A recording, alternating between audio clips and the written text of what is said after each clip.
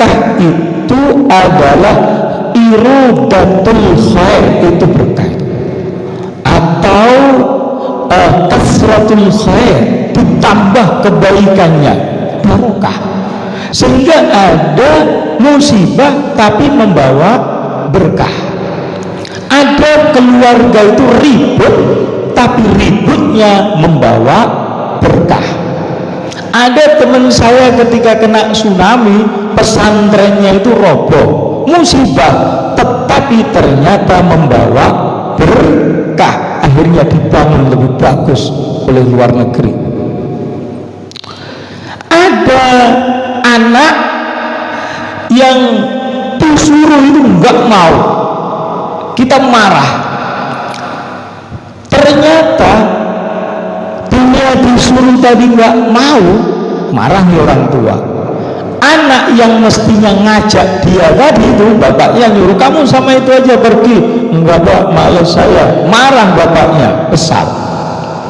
Ternyata anak yang tadi itu dapat informasi kecelakaan. Seandainya anak kita ikut, maka anak kita ikut celaka. Berarti tidak nurutnya anak ini adalah gerakan dari Allah. Saat itu kita marah, tetapi kemudian membawa berkah. Jadi berkah itu letaknya ada yang menyenangkan, ada yang tidak menyenangkan.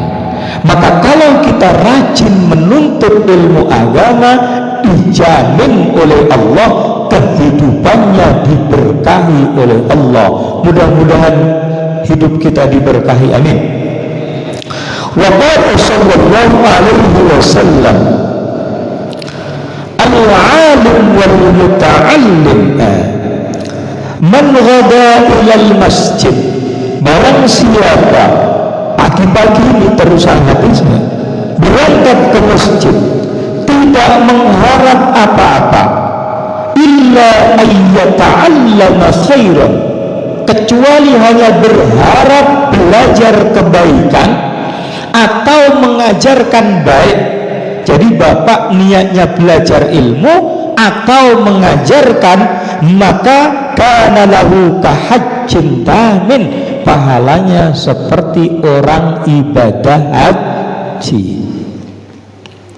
Al-alim wal muta'allim kahadihi fi hadih, kata Rasulullah, orang alim dan orang muta'allim, alim yang mengajar. Kalau saya sih nggak alim ini, saya hanya menyampaikan isi kitab ini aja.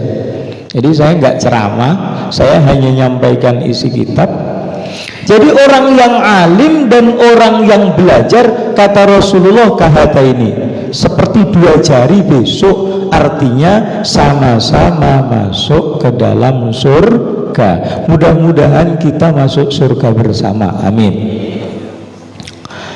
Wa qala Nabi sallallahu alaihi wasallam, idza ra'aitum riyadul jannah farta'u.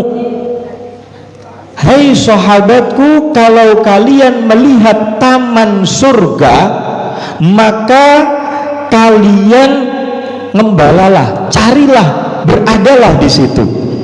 Faqila ya Rasulullah wa ma riyadul jannah, ya Rasulullah, taman surga itu apa?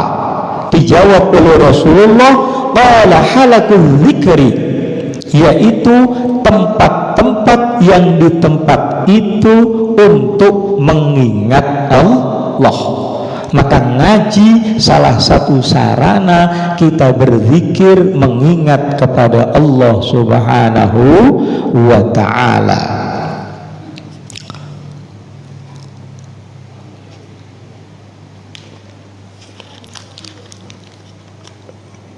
Para bapak ibu hadirin yang dimuliakan Allah Subhanahu wa ta'ala, kemuliaan-kemuliaan orang yang menuntut ilmu itu banyak sekali di hadis. Kemuliaan-kemuliaan orang yang belajar, orang yang alim itu banyak sekali. Sehingga sering Allah itu menggandengkan yarfa'illahu alladhina amanu minkum walladhina utul ilma darajat, dan seterusnya. Maka saat ini kita langsung saja belajar tentang adabul muta'allim, adab etika orang yang belajar. Etika orang yang belajar itu ada kepada dirinya harus melakukan apa, ada yang etikanya itu terhadap gurunya, ada etika terhadap kitabnya, dan lain sebagainya. Sekarang adab atau etika seorang yang belajar untuk dirinya, belum kepada gurunya. Kalau pada gurunya itu lebih, polisi sama komandannya itu melebihi lagi. Bukan lagi TNI sama komandannya begini, kalau adabnya orang belajar melebihi itu lagi, etikanya itu. Nah, sekarang etika orang yang belajar, yang pertama adalah ayyutahhira qalbahu min kulli ghashin wa danasin wa ghillin wa hasadin wa su'i aqidatin wa su'i khuluqin. Etika yang pertama adalah ketika belajar harus membersihkan hatinya. Membersihkan hatinya dari apa? Dari ghash, nipu. Jangan sampai niat belajar tujuannya nanti aku kalau pinter nanti saya pakai untuk begini, untuk nipu. Enggak sedikit orang yang hafal Quran tapi nipu orang, ada. Jadi dibersihkan dulu, harus bersih dari ghil, nih, dengki, hasud, akidah yang jelek, kemudian akhlak yang jelek. Karena ilmu itu di bawah adab, akhlak. Akhlak itu di atas ilmu. Mestinya kalau orang-orang ulama zaman dulu, murid tidak diajarkan ilmu tetapi diajarkan akhlak dulu. Kenapa? Karena ilmu adalah senjata.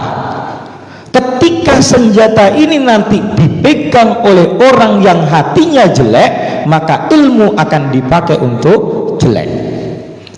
Ketika ilmu itu dipakai oleh orang yang hatinya baik, maka ilmu akan menjadi baik. Saya contohkan Imam Al-Ghazali. Imam Ghazali itu pertama adalah orang yang ahli fikih, usul fikih, semuanya ilmu zahir, ilmu yang nampak, halal haram begini. Kemudian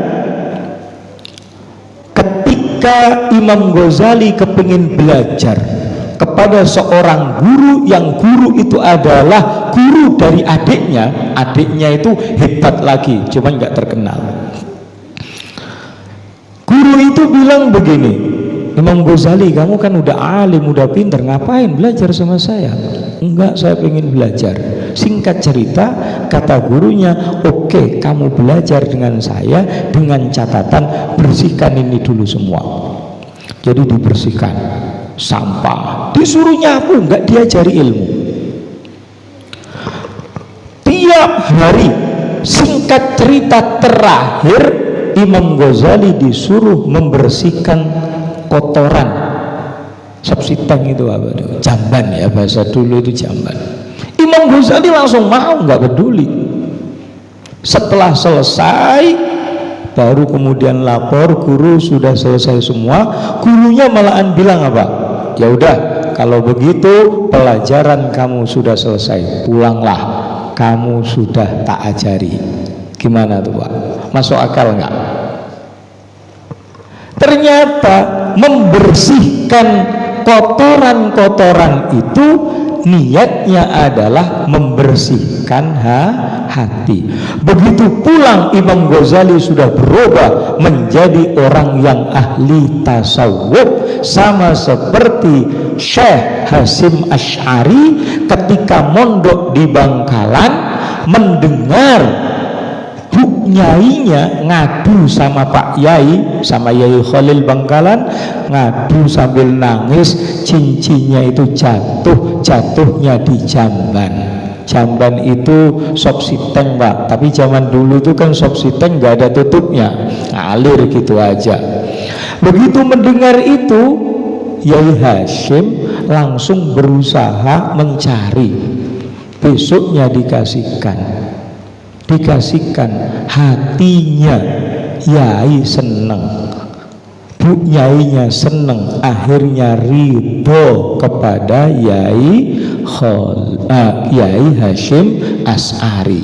Gara-gara itu maka tidak ada orang yang sekarang ini nggak kenal dengan Yai Hasyim Asy'ari. Yai Hasyim Asy'ari punya teman namanya Kiai Abdul Karim. Begitu mondok di Bangkalan, datang itu nggak langsung dihormati, dikurung, dipanasan, dijemur, dites hatinya nerima apa enggak. Udah selesai dikurung, kemudian nyari makan itu karena ekonomi, akhirnya dia buruh, ada orang panen, ikut panen. Begitu hasil panennya pulang dibawa ke pesantren, ketahuan Yai Khalil Bangkalan, apa itu? Padi Yai. Oh padi, kebetulan beras kuntek, ini berasnya untuk saya, kamu makan itu aja ya. Makannya itu ditunjuk tuh daun pace itu mengkudu. Yai Abdul Karim rela karena hatinya ini udah bersih, nurut, nggak mungkin guru itu mau mencelakai. Beras dikasihkan, beliau makan daun pace, ikhlas hatinya ini, ikhlas kepada gurunya. Akhirnya pulang juga menjadi orang hebat, dirikan pesantren. Dulu nggak kenal pesantrennya karena memang nggak mau kenal. Sekarang dikenal dengan nama Pondok Lirboyo yang santrinya saat ini kurang lebih 30.000 orang. Ini jadi keikhlasan hati itu yang pertama itu. Kemudian husnul niat, niatnya yang benar. Hati-hati, ini sering, ini bapak mondokkan anaknya, mondok di sana aja ya, misalnya pondokan keren. Nanti kalau pondok di sana kamu pinter ceramah, enak nanti. Kamu nanti kalau misalnya sudah pinter hafal Al-Quran, sudahlah, kamu nanti datang terus duitnya. Pokoknya ini, siapa orangnya yang menuntut ilmu agama yang niatnya adalah niat dunia, maka lam yurih, dia tidak akan mencium bau harumnya surga. Nih, bau harumnya surga aja nggak dapat, apalagi mendapatkan surga. Oleh karena itu niatnya adalah niat wajhillah, ridho Allah, itu yang paling tinggi. Jadi ibadah itu, niat itu macam-macam. Ada niat ibadah itu mengharap surga, itu kan katanya seperti pedagang ingin untung. Ada orang ibadah itu ingin selamat dari neraka, itu namanya hamba, pelayan, atau kita anak buah lah, kerja itu takut sama bosnya. Wah nggak enak ada bos, nanti dipecat saya. Itu namanya niatnya takut neraka. Tapi yang paling unggul adalah niat mendapat ridho Allah. Sehingga Rabi'atul Adawiyah mengatakan kepada Allah, ya Allah, kalau memang saya ibadah ini niat mendapatkan surga, tutup saja surga untukku. Kalau memang saya ibadah ini takut dengan nerakamu, ya Allah, masukkan saya ke nerakamu. sungguh aku ibadah ini niat karena ridhomu ya Allah. Maka kalau sudah ridho dimanapun ditempatkan nggak apa-apa. Malaikat Malik itu loh ditempatkan di neraka nggak pernah ingin keluar, betah di dalam. Oleh karena itu maka wala yaqsid bihi al-aghrad ad-dunyawiyah min tahsilir riyasah. Jangan menuntut ilmu untuk kepentingan-kepentingan dunia yang isinya adalah tahsilir riyasah, menghasilkan kepemimpinan, menjadi seorang pemimpin, walja, menjadi orang yang punya kedudukan, wal mal, mempunyai harta banyak, wa mubahatil aqran, supaya keren di antara temannya, akulah yang paling alim, wa ta'zimin nas, supaya diagungkan manusia. Ini semuanya salah dalam niat menuntut ilmu. Sampai jam itu satu kan nggih, karena enten pertanyaan. Kemudian yang berikutnya, ini orang tua nih yang harus tega. Ayyatna'a minal qut wal libas bima tayassar. Harus menerima makanan yang seadanya dan pakaian yang seadanya. Jadi kalau misalnya anaknya di pesantren, kok anaknya makan sayur tok, orang tua harus kuat demi keberhasilan anak. Kata kiai saya Yai Idris Marzuki itu, kalau di pondok kok sudah enak, maka di rumah bakalan kurang enak. Siapa yang di pondok sering gak enak, maka di rumah itu akan enak. Lah ini Pak, karena mohon maaf itu saya teliti, teman saya itu dulu yang bodoh-bodoh tapi kuat tirakat puasa tiap hari, makannya itu sembarangan, apa adanya, jarang dikirim. Sekarang jadi tokoh semua, ada yang jadi pengacara malahan lucu, ada yang jadi kiai itu banyak.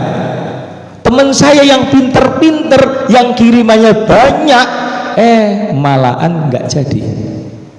Ini aneh. Karena apa? Ilmu agama itu tidak mengandalkan otak, tidak bisa hanya mengandalkan otak, tapi mengandalkan hati, karena Allah adalah yang dilihat hati. Jadi makanan seadanya harus nerima, pakaian seadanya. Kalau anaknya besok di pesantren kok kotor banget pakaian, udahlah biarin aja, dah sehat insya Allah. Harus sabar, adnal ais, harus makanannya itu yang nggak enak malahan. Yai Marzuki itu kalau makan itu malahan itu yang sudah basi-basi itu dimakan. Kalau kita bertentangan tuh, ada ulama satu masak sendiri dicampur pasir. Kenapa dicampur pasir? Supaya makannya nggak enak. Kalau makan nggak enak kan seleranya makan nggak ada. Akhirnya belajar lagi. Anak sekarang nggak ada tuh. Dan sampai sekarang ini di Jawa itu banyak anak yang tiap hari puasa, yang makannya nggak makan nasi. Ada banyak seperti itu. Kenapa? Karena larinya ilmu agama itu seperti itu. Ulama-ulama juga seperti itu. Jadi harus menerima, itu adabnya menuntut ilmu. Tidak boleh sombong. Kalau ingin diangkat derajatnya, maka man tawadhu'a rafa'ahullah.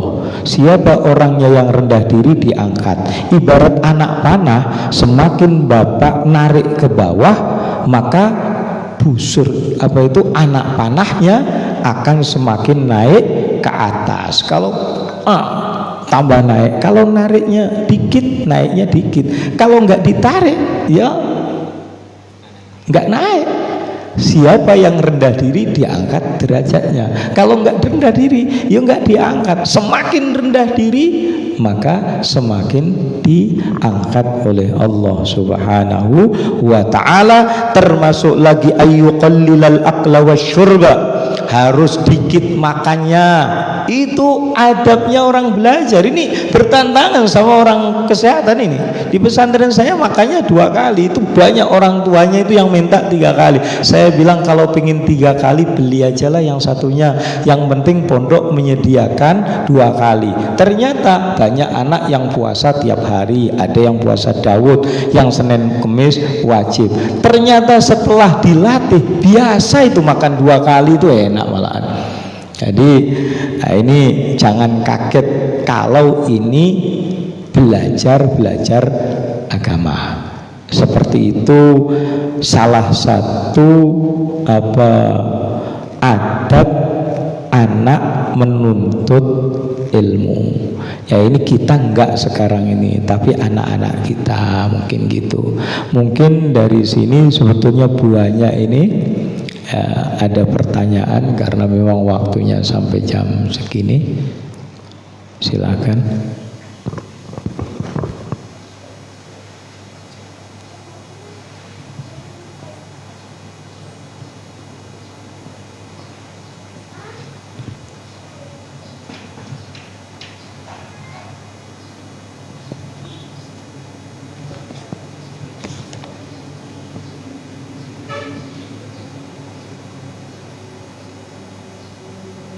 Silakan Bapak Ibu yang mau bertanya nih.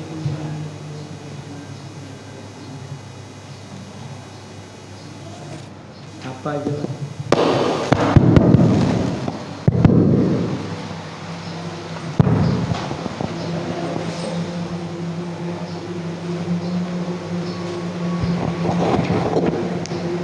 Bagi Bapak Ibu yang ingin mengajukan pertanyaan dipersilakan terkait tentang silakan Pak Idi.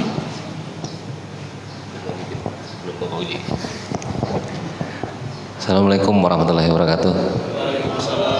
Terima kasih waktunya Pak Ustadz. Pak Kiai, saya mau nanya nih Pak Kiai, kita ini apa karena unsur umur apa gimana Pak Kiai? Kita kan mau ikhlas niat belajar, tapi kok ngapalnya lama bener ya? Kadang-kadang cuma 5 ayat atau 5 itu kadang-kadang seminggu lu hafal-hafal. Nah maksud saya kiatnya atau doa itu kira-kira apa Pak Kiai? Biar kita yang udah agak nya kayak ini agak cepat dikit. Kadang-kadang kita mau belajar ayat-ayat buat bacaan sholat seminggu belum hafal juga. Kadang-kadang habis subuh kita aja hafalin dua ayat itu. Kadang-kadang setengah hilang dohornya. Mohon petunjuk Pak Kiai. Makasih. Assalamualaikum warahmatullahi wabarakatuh. Terima kasih. Ya, satu memang faktor usia. Yang kedua, memang ada makanan-makanan itu, tingkah laku itu yang menyebabkan kita itu lupa gampang atau susah ngapal. Kelasnya jangan bapak lah. Imam Syafi'i itu di dalam syairnya itu menyampaikan kepada gurunya, namanya gurunya Kiai Waqi'. Dalam syairnya itu bunyi begini: syakautu ila waqi'in su'a hifdi fa arsadani ila tarkil ma'asi fa ukhbirani, dan seterusnya. Saya lapor mengadu kepada guruku yang namanya Kiai Waqi' tentang apa? Su'u hifdi, apalanku kok sekarang susah. Imam Syafi'i yang 7 tahun dulu udah hafal Quran, 9 tahun hadis. Sebelum ada Bukhari Muslim, Imam Syafi'i sudah ada. Jadi kalau ada kitabnya Imam Syafi'i hadisnya kok disalahkan gara-gara nggak sahih, di dalam Bukhari nggak ada, Muslim nggak ada, itu hati-hati. Karena Imam Bukhari aja nggak berani nyalahkan gitu loh. Muridnya dululah Imam Syafi'i gitu loh. Kok Imam Syafi'i udah dijamin itu sahih. Itu aja ngomong, kenapa ya kok apalan saya sekarang ini susah? Dijawab, ila tarkil ma'asi. Karena coba banyak maksiat itu, tinggalkan maksiat, insya Allah cepat hafal. Makanya anak kecil itu lebih tajam hafalannya karena maksiatnya berkurang. Ini tuh masalah hafal.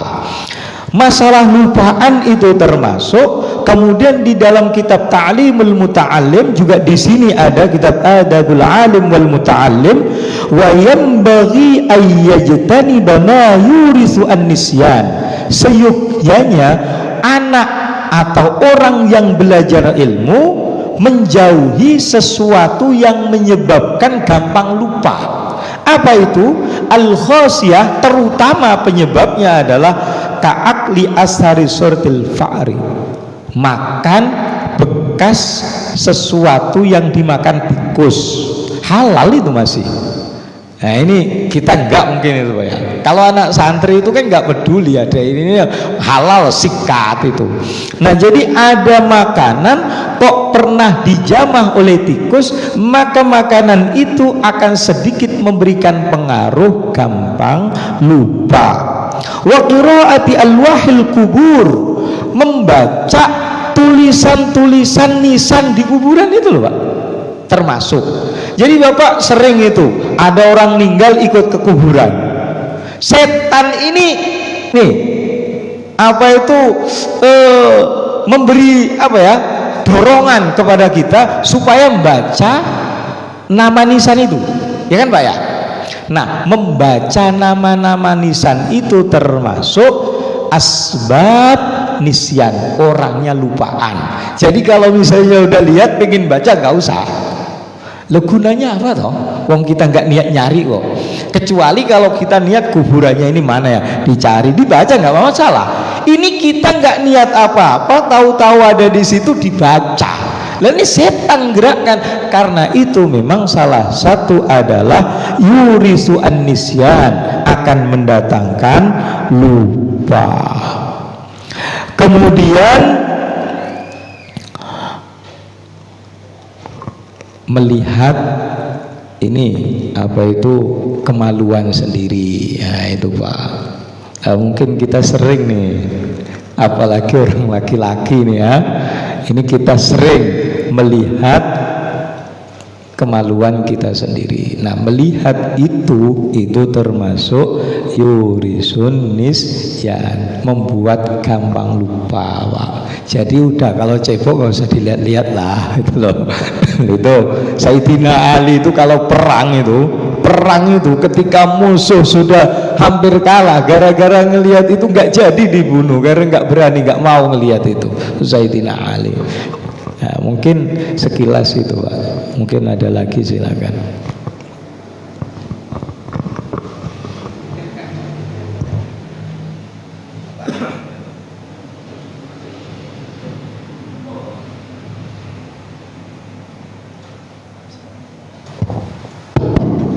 Ya, assalamualaikum warahmatullahi wabarakatuh. Oke.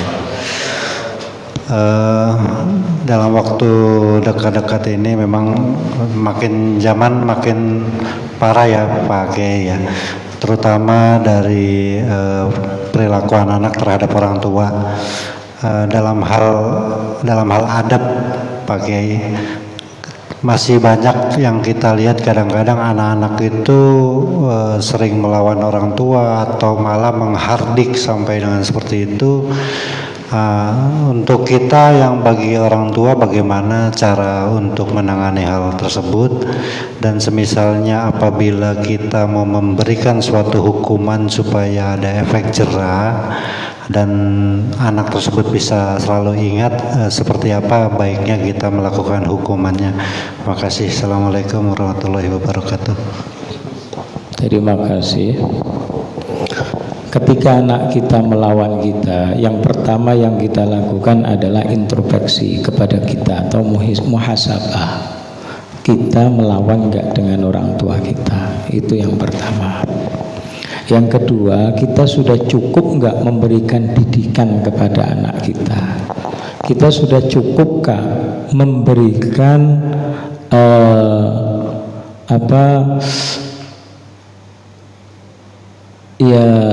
nasihat perilaku contoh kepada anak-anak kita. Ini yang pertama. Nah, kemudian kita kepada orang tua kita gimana?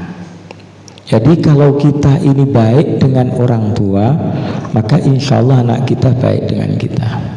Ini yang orang ini kan sekarang maaf ngomong lebih senang membahagiakan anaknya dulu daripada membahagiakan orang tuanya. Orang tua itu udah pasti sudah menyenangkan kita, membahagiakan kita. Di hadis itu udah jelas, siapa orangnya yang menyenangkan orang tuanya, maka dia besok akan disenangkan oleh anaknya. Nah ini, nah untuk saat ini nasihat yang paling bagus untuk anak kita adalah doa. Doa, Pak.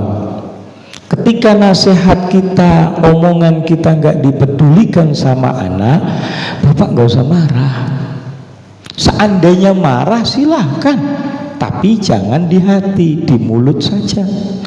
Mau mukul silahkan, wong memang diajari oleh agama kok suruh mukul, tapi mukulnya jangan membahayakan.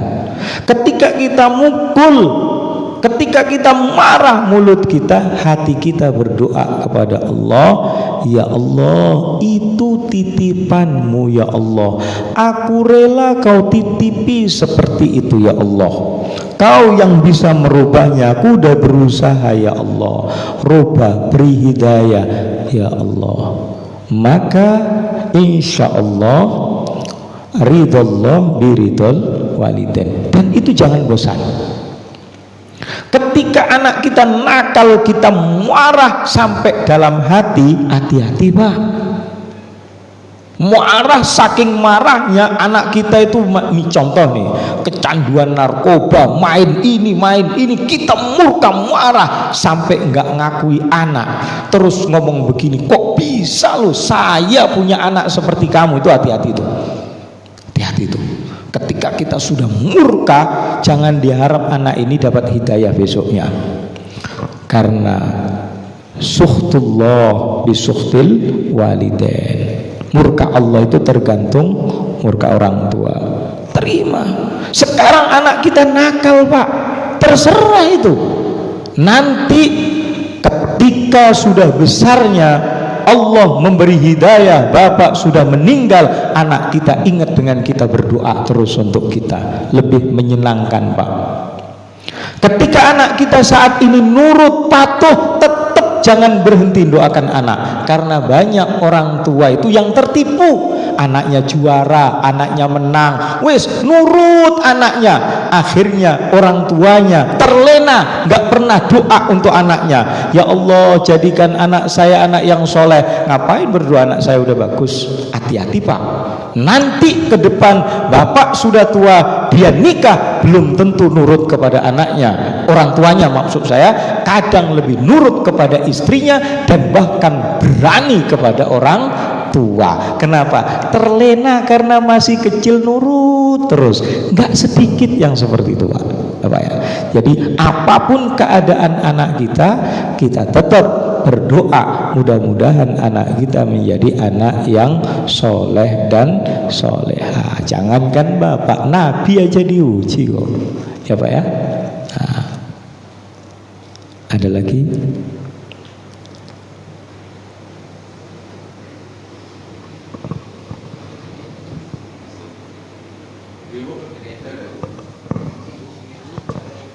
Oh iya, ini ada tambahan lagi yang ibu-ibu, penyebab lupa lagi itu adalah ilqamal hayyan. Ilqamal itu membuang kutu hidup-hidup. Nah, jadi kadang begini nih, terus dapat kutu dibuang. Lah ini penyebab lupa. Aneh kan? Jadi kalau dapat kutu biasanya digigit atau dipites supaya mati. Ya itu. Ini aneh ini Pak. Ini penemuan Pak. Ini penemuan. Sama seperti Lailatul Qadar ini, saya mumpung ini. Lailatul Qadar itu memang dirahasiakan, mayoritas ganjil. Tapi penemuan ulama itu ada, seperti dalam kitab Al-Bajuri.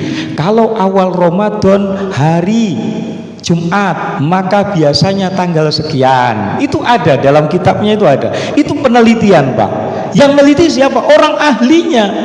Kalau nggak percaya, buka di dalam kitab Al-Bajuri, sarahnya kitab Fathul Qorib. Di situ ada, kemarin kita puasa jatuh hari Selasa. Di situ diterangkan biasanya kalau Selasa itu tanggal 25 Ramadan. Itu saya buka di kitab itu gitu. Tapi yang baik ya tiap malam sholat supaya dapat Lailatul Qadar. Lah ada yang mayoritas 27 hitung-hitungan lafaz Lailatul Qadar 9 huruf, disebutkan di dalam Al-Qur'an 3 kali, inna anzalnahu fi lailatul qadri ma adraka ma lailatul qadri 3 kali. 9 kali 3 sama dengan 27. Makanya mayoritas 27, tapi di situ ada banyak sekali. Mungkin itu aja.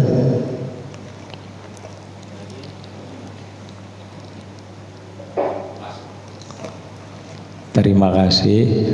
Kurang lebihnya mohon maaf yang sebesar-besarnya. Mudah-mudahan kita selalu diberi kesehatan oleh Allah Subhanahu wa taala. Terus puasa kita dengan segala kekurangannya tetap diterima oleh Allah Subhanahu wa taala. Li ridhaillah. Al-Fatihah.